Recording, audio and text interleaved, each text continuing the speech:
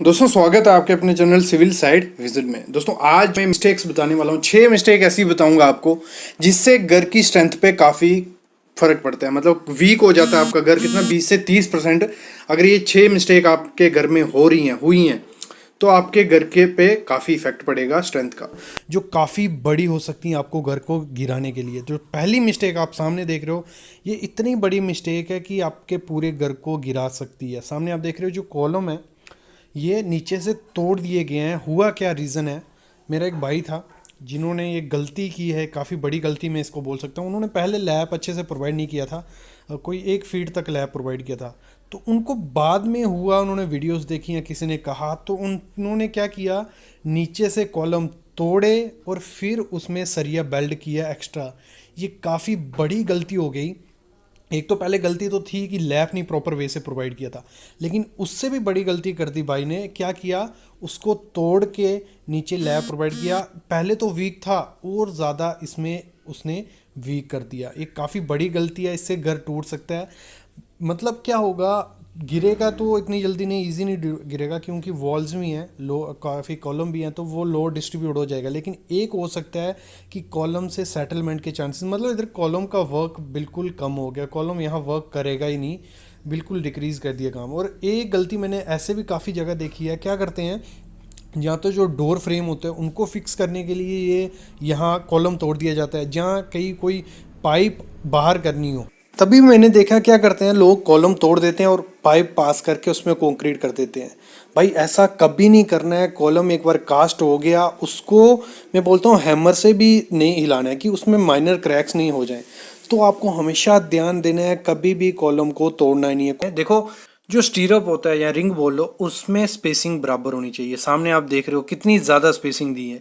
इतनी स्पेसिंग कभी भी आपको बीम में प्रोवाइड नहीं करनी है, मतलब आपको 6 इंच से ज़्यादा नहीं करनी है। अगर गांव में बना रहे हो 6-7 इंच ही उसमें स्पेसिंग देनी है, बाकी ड्राइंग में मेंशन होता है उस हिसाब से देनी होती है। रिंग में देखो आप सामने देख रहे होंगे कितनी ज़्यादा स्पेसिंग दी हुई है, कई जगह 9 इंच है, कई जगह 7 इंच है, कई जगह 12 इंच कर दी है। ऐसा कभी भी नहीं करना है। तो आपकी जो स्पेसिंग होगी रिंग में वो प्रॉपर वे से प्रोवाइड होनी चाहिए। और जो हॉरिजॉन्टल बार है आप सामने देख रहे हो, जो स्टील बार लंबा जा रहा है, इनमें भी बराबर होनी चाहिए। जो स्पेसिंग देखो रिंग में होनी चाहिए, रिंग में अगर आप 6 इंच पकड़ के चलो या 150 mm बोलो वो होनी चाहिए। और जो वर्टिकल स्टील होगा, मतलब ये हॉरिजॉन्टल जो स्टील है सॉरी, इसमें प्रॉपर होनी चाहिए। मतलब अगर 4 सरिये हैं, 400 का बीम है, तो सब में प्रॉपर वे से डिस्ट्रीब्यूट करके आपको उसमें स्पेसिंग प्रोवाइड करनी है। कभी भी इस चीज़ को इग्नोर नहीं करना है। बीम में ये बहुत बड़ी चीज़ होती है कि उसमें अगर स्पेसिंग आपने प्रॉपर वे से नहीं प्रोवाइड की तो वो चीज़ खराब हो सकती है। तो मिस्टेक की जाती है कॉलम करने के दौरान, वो की जाती है प्रॉपर वे से स्टील बार प्रोवाइड नहीं किए जाते। आप सामने देख रहे हो, इसमें आपको गलती दिख रही होगी। क्या है, कॉलम है देखो, एक तरफ का पूरे मतलब 3 बार दिए, दोनों तरफ बीच में एक भी बार नहीं दिया। स्पेसिंग इतनी हो गया, मतलब ये कॉलम, इस कॉलम का कोई काम नहीं। अगर इस पर प्रॉपर वे से लोड, अगर दूसरा मंजिल का लोड पड़ेगा तो ये कोलैप्स होने के चांसेस हो जाते हैं। तो हमेशा जो आपको स्टील बार प्रोवाइड करना है वो स्पेसिंग के साथ होना चाहिए। सब में स्पेसिंग होनी चाहिए बराबर। अगर 4 इंच की दे रहे हो तो सब जो सरिये प्रोवाइड किए हैं कॉलम में उनमें 4 इंच की होनी चाहिए। अगर मतलब 4.5 इंच दे रहे हो, 5 इंच दे रहे हो, तो सब में 5.5, 4 या 5 इंच होनी चाहिए। तो इसको हम सही कर सकते थे। जो 3 ऐसे सरिये दिए हैं, इनमें से बीच से निकाल के उस सरिये को वहाँ प्रोवाइड कर सकते थे, तो प्रॉपर वे से सब में स्पेसिंग बराबर बन जाती। तो ये इस चीज़ को आपको हमेशा ध्यान रखना है जब भी आप करो। और आपका जो लैब आप सामने देख रहे हो ये प्रॉपर लैब भी नहीं है, ऊपर मिस्टेक साइड पे की जाती है। और जो काफ़ी डेंजरस होती है बीम के लिए वो है इसकी लैपिंग। एक तो लैपिंग कहाँ देनी होती है, कौन सा जोन है, वो की जाती है। और दूसरी की जाती है प्रॉपर लैब प्रोवाइड नहीं किया जाता है। तो मैं अभी बताता हूँ आपको। पहले आप देखो कि जो सामने आप लैब देख रहे हो वो कितना कम प्रोवाइड किया है। यही मिस्टेक हर घर में की जाती है कि छोटे छोटे लैब प्रोवाइड करते हैं, जब उन पे लोड पड़ता है, बेंडिंग मोमेंट हाई होता है, तो वहाँ से वो कोलैप्स कर जाते हैं बीम। तो इसको मैं थ्योरेटिकल वे से आपको समझाता हूँ कि कहाँ आपको लैब देना है, कितना आपको देना है और क्या क्या चीज़ें ध्यान रखनी है। तो देखो ये मैंने बना दिया बीम की एक सेक्शन। ये आगे हमारे कॉलम आगे, ये 3 कॉलम आगे और कंटिन्यूस एक बीम है। जो आपको लैब प्रोवाइड करना है, सबसे पहले आपका लैब होना कितना चाहिए, आपको प्रोवाइड करना है हमेशा 50D के हिसाब से। 50D क्या हो गया हमारा, 50 डी हो गया डाया, देखो 12 का डाया भी प्रोवाइड करते हैं जो गांव में, तो 600 mm आपका ये लैप होना ही चाहिए मिनिमम, कितना 600 mm लगा लो, 2 फुट जितना। अगर हम बात करते हैं 16 डाया की, तो अगर 16 डाया का सरिया यूज करते हैं हम, तो आपको प्रोवाइड करना है कम से कम 800 mm उसमें प्रोवाइड करना। फिर बात करते हैं हम 20 डाया का, अगर हम यूज करते हैं तो हमें 1000 mm प्रोवाइड करना ही करना है। क्या, ये लैब जो होता है, ये बहुत इंपॉर्टेंट चीज है और गांव में इसी को मिस करते हैं। फिर बात करते हैं हम, अगर 25 mm का डाया यूज करते हैं तो 1250 mm आपको वहां लैब प्रोवाइड करना ही करना है। ये बेसिक चीज है और यही गलती साइड पे की जाती है। मैंने दिखाया आपको कितना सा लैब प्रोवाइड किया था, कम से कम 1 फुट लैब उसमें प्रोवाइड किया है। 12 mm का सरिया यूज कर रहे हैं और 1 फुट की है, तो वो फेल होगा ही होगा फ्यूचर में जाके। तो इसीलिए आपको कितना हमेशा करना है, अगर 12 का है 600 mm, 16 का 800, 20 का है 1000 और 25 का है 1250। और देखो लैब प्रोवाइड कहां करना है, अभी मैं बात करता हूं, ये कॉलम है हमारा, ये दो एक कॉलम है और ये कॉलम है, ये बीच में हमारा बीम आ गया। सिंपल भाषा में बताऊं तो ऊपर वाला जो आपको प्रोवाइड करना है, जो ऊपर वाला सरिया होगा, मतलब आपको देखो क्या होता है, ये अगर मैं रिंग बनाऊं आप साइड से देखोगे तो ऊपर भी सरिया होता है, नीचे भी।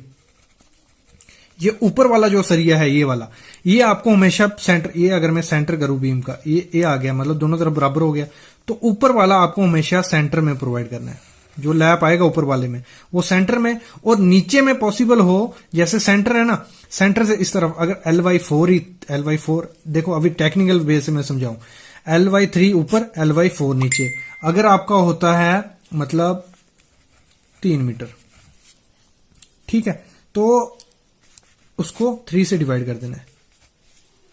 आपका जितना भी आएगा वो आपने उतने में, मतलब ऊपर वाला आधे में आ गया, नीचे वाला हमेशा आपका जो ये होगा ना, यहां से कोई 700 पे वहां पे लैब प्रोवाइड करना है। अगर पॉसिबल हो कंटिन्यूस बीम है, आप बीम के कॉलम के बीच में लैब दे दो, कोई दिक्कत नहीं है, लेकिन ऊपर वाला हमेशा आपके सेंटर में होना चाहिए और नीचे वाला यहां पे। इसमें क्या होता है, जहां बेंडिंग मूवमेंट कम होगा वहीं हम लैब प्रोवाइड करते हैं। ये तो सेक्शन दे के निकाला जाता है, लेकिन हम इसका थंब रूल पकड़ सकते हैं कि ऊपर वाला आपको हमेशा बीम के सेंटर में होना चाहिए और जो नीचे वाला वो सपोर्ट पे होना चाहिए, यहां शेयर फोर्स हमारी मैक्सिमम होती है वहां पे। ठीक है, ये चीज आपको ध्यान देनी है जब भी आप प्रोवाइड करो। अगली मिस्टेक की बात करेंगे हमारी, वो काफ़ी बड़ी मिस्टेक है जो स्लैब की स्ट्रेंथ को डिक्रीज कर सकती है बहुत ज़्यादा, 20%। क्योंकि देखो इस शटरिंग, कच्ची शटरिंग हम जिसे बोलते हैं, फट्टे और प्लेटों की दोनों की शटरिंग की हुई है।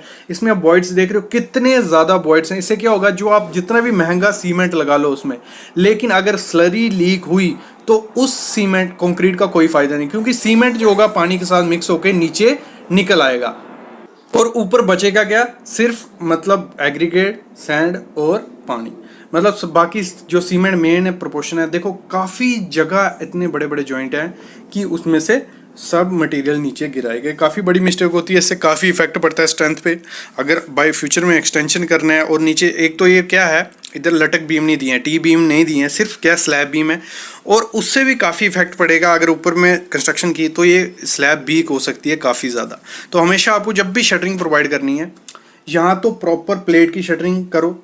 अगर आपको फट्टे की शटरिंग करनी है तो उसमें आप पॉलीथीन शीट डाल दो, जो पहले मैंने वीडियो डाली थी, लेकिन उसको भी प्रॉपर वे से यूज़ करना, नहीं तो वो चिपक गई तो वहाँ भी दिक्कत आ सकता है, प्लास्टर करने में वो निकलती नहीं है। आपको हमेशा प्रॉपर वे से यूज़ करना है। कभी भी आपकी शटरिंग में थोड़ी भी वॉइड्स नहीं होना चाहिए, नीचे लाइट आनी ही नहीं चाहिए, ऐसी शटरिंग हमेशा आपको करनी है। और यहाँ तो मतलब 30-30, 40-40 mm गैप है, तो ये काफ़ी ख़राब शटरिंग थी।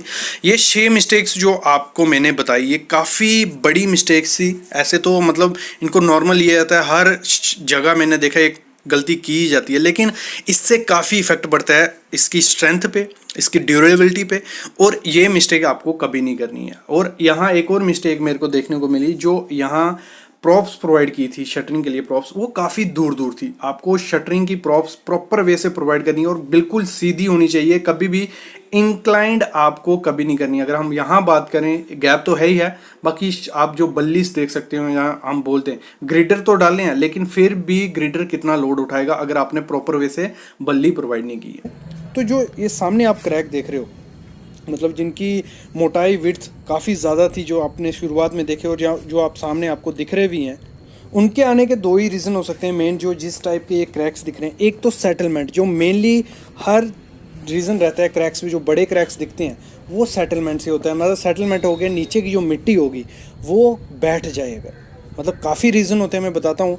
तो अगर बाई चांस नीचे की मिट्टी जो अगर बैठ जाए, उसकी वजह से जो क्रैक्स दिखते हैं दीवारों में, वो काफ़ी, उनकी मोटाई भी काफ़ी बड़ी होती है और काफ़ी ज़्यादा रिस्की भी होते हैं। जो आप सामने क्रैक्स देख रहे हो वो एक सेटलमेंट से हो सकते हैं। और दूसरी चीज़ जो है इसमें, जो बात की मैंने, जब ये मेरे को वीडियो मिली उनसे, तो उन्होंने बताया कि जो हमारा घर है वो किसी के साथ अटैच्ड है।